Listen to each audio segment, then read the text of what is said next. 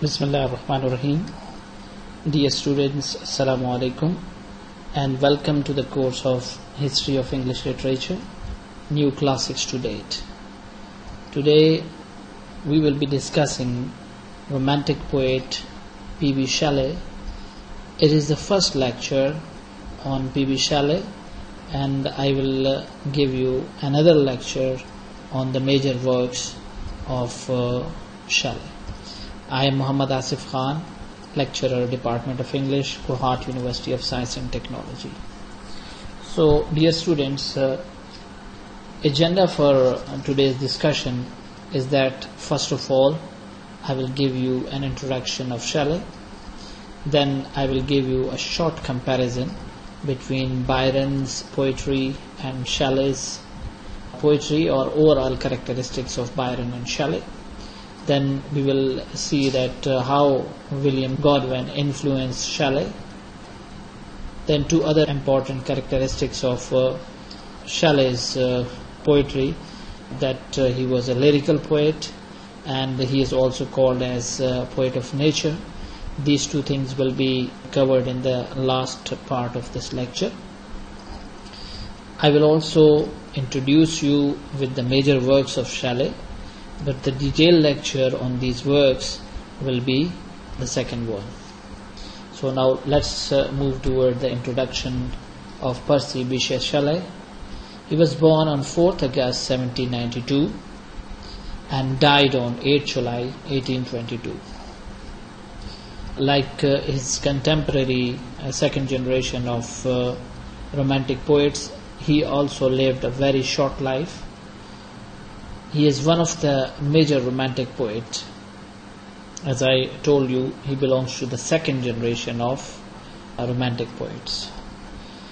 He is regarded as the finest lyrical and philosophical poet. The special thing is that he has very radical ideas, extremist ideas, not only in his poetry but also he has very fundamentalist ideas in his political and social life. So he did not see that reputation during his lifetime. He didn't enjoy that very thing, and we see that he attained that recognition in the later part, or what we can say that after the death of Shelley. So Shelley was a key member, a very important member of that very circle of visionary and creative, imaginative poets like Byron, John Keats and Leigh Hunt, and they were those visionaries who created such type of literature, though it didn't get that recognition or prominence at that time, but up till now we are enjoying and people appreciate their poetry. So let's move toward the comparison between Byron and Shelley. We see that Byron was iconoclasm. This very term I explained to you in the last lecture, that iconoclasm is a person who rejects all established or cherished beliefs and the institutions. In institutions, we can include the institution of kingship or the institutions of religion like church, or even the institution of marriage or such type of social institutions. So Byron was the one who was in an open conflict with all these things. He was such type of revolutionary personality. Shelley was a bit different from him. He was idealist, and he was a person who was prophesying that hope, and he was having faith that once they will attain that golden age in which all these things will settle down and society will have a social justice for each and every member. The second characteristic, that Byron's revolutionary genius was destructive, whereas we see, as I told you, that he was having hope. Shelley's genius was constructive.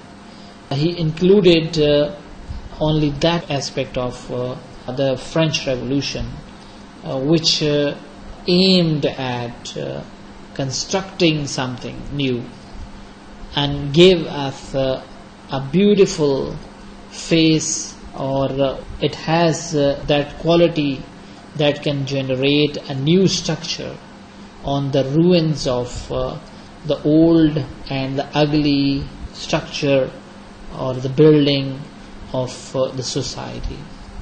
Byron was impulsive and he was very proud, whereas we see the motives behind, or that impulse behind, or the driving force behind Shelley was of love, was of care.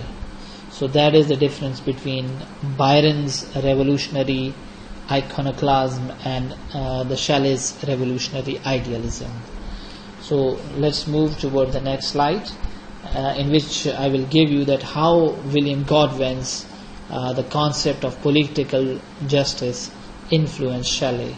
In the very early stage of his life, he came under that very concept, and he started believing that kings or the crown and the priest or the religion or the church is responsible, or it is an obstruction in the way of happiness and progress.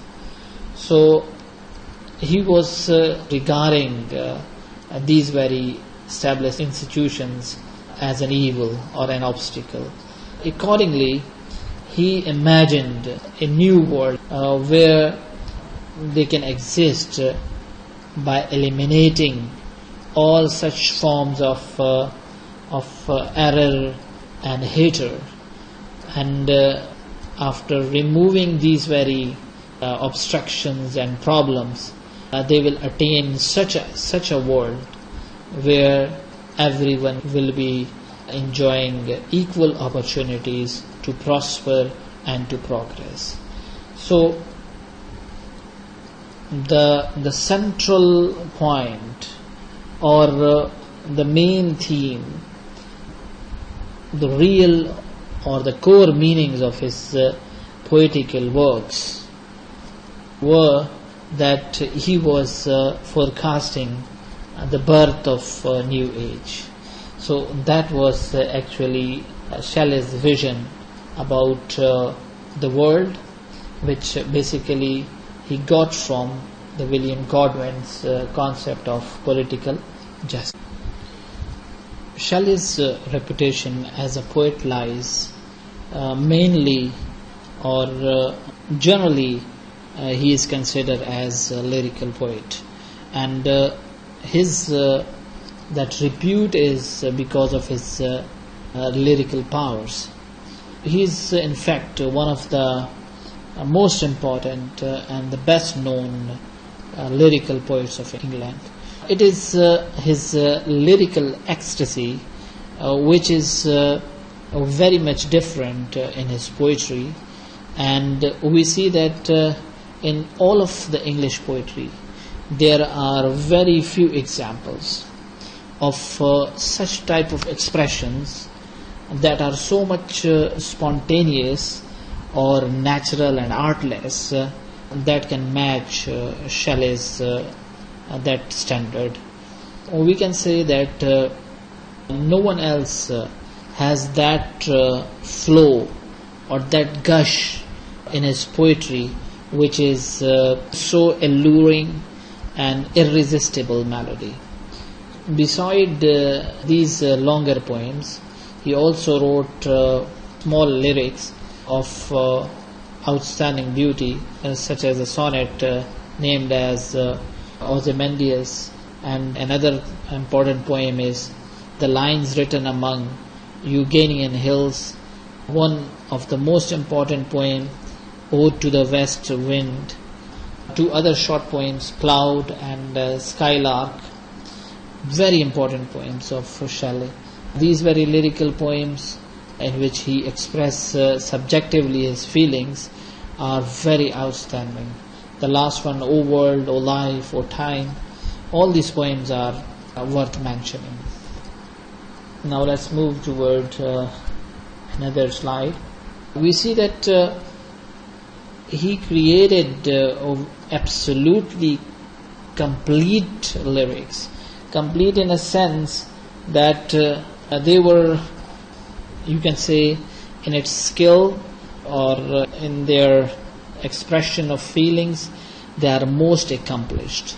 And we see that they are unrivaled, and we do not have match to that very characteristic of Shelley's, the characteristic of lyrical ecstasy.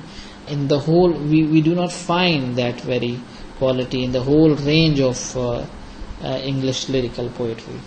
So his status as a poet lies in this very quality, and we list him as a poet because he was having very stunning foundations or bases in elegant lyrics. For that reason, Shelley is admired and appreciated, that he had and he has no match, and he is the most accomplished guy in this aspect of his poetry. So one another characteristic which is given to the poetry of Shelley is that Shelley is a poet of nature. Most of the poets of that romantic era, they somehow dealt the concept of nature, but we see that he was differently inspired by nature. Actually, he was inspired by the spirit of love, and we see that his love is not limited only to the mankind, and it is basically extended, and we see that he spread it to every living creature, animals, flowers, other elements of the universe. The whole nature was very much connected. The spirit of the whole nature was connected to the love of Shelley, and he was having great care for them. So he was not contented and he was not satisfied like Wordsworth, where we see that he was having just a love, mere love, and respect for that nature. Actually, Shelley mixed himself, he fused himself, he blended himself with the nature. So that was the supreme quality of in the Shelley, which was different from the other poets of nature of that very era. So another thing, I'm just giving you some examples that how he blended himself with the universe, and he became one with them. For example, if you want to see that he became the lark in that the poem To a Lark, and he was like very much like a cloud in the poem The Cloud. And in the last ode, which I will just read out some of the lines to you, so that you get the clear picture that how he just amalgamated himself with the west wind in the ode to the west wind, where you can see that he was passionately mixing and blending himself in that lyrical appeal. So in these lines, Shelley says that make me thy lyre. Actually, he is requesting, the speaker is requesting the west wind to make him his lyre, as the forest is the lyre of the wind. When it blows through the forest, it creates such a melody or such a voice. So he is requesting west wind to turn him into a lyre or a musical instrument or a harp, that when the wind blows, he also produce a noise. Then when we go to the second line, what if my leaves are falling like its own? Here the poet is just describing that he is getting old, though he is not that old, but he is just comparing himself that as if my leaves are falling.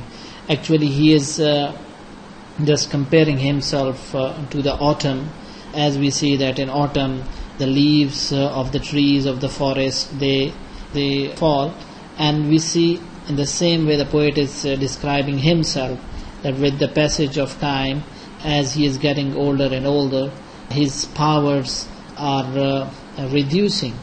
Now he says that the power of your noise, which you create through your harmonies, will take from both. Here both is for the forest and the poet himself, that with that powerful noise or with that powerful harmony, you will take, the wind will take from both the forest and the poet that autumnal tone or the sad tone.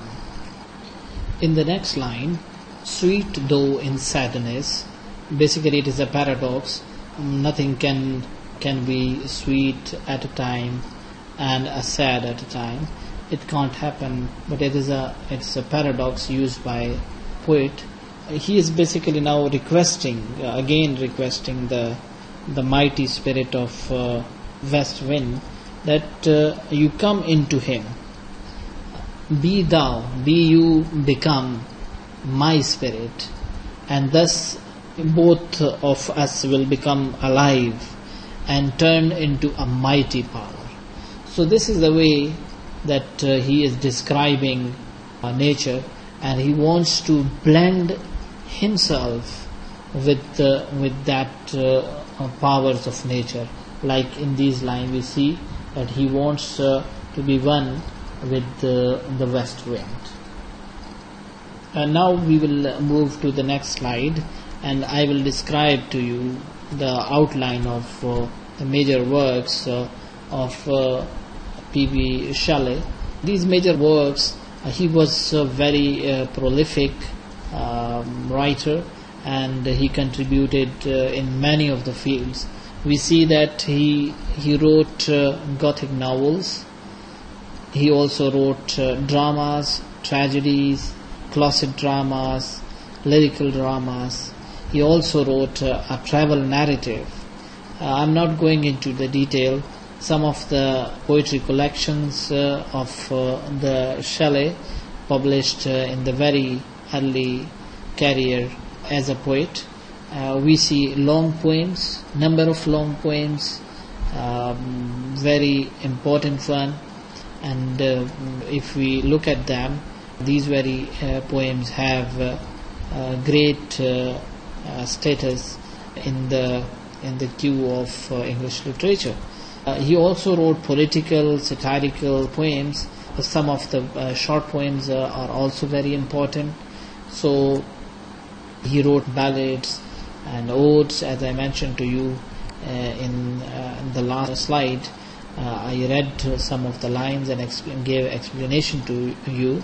These very lines were basically taken from the 5th canto of Ode to the West Wind. He also wrote sonnets. Another important thing which he did, that he translated some of the important, very significant works of Plato. He also published some of the pamphlets. I included only one in the prose works. And another thing, very important one, he wrote an essay on a defense of poetry, and that also shows his that aspect of or the feature of criticism that was present in the Shelley. So it is enough for today's lecture. Inshallah, we will see the detail of these very works. I will include the prominent works and give you the explanation of them. So thank you very much for listening passionately. Take care. Allah Hafiz. See you in the next lecture.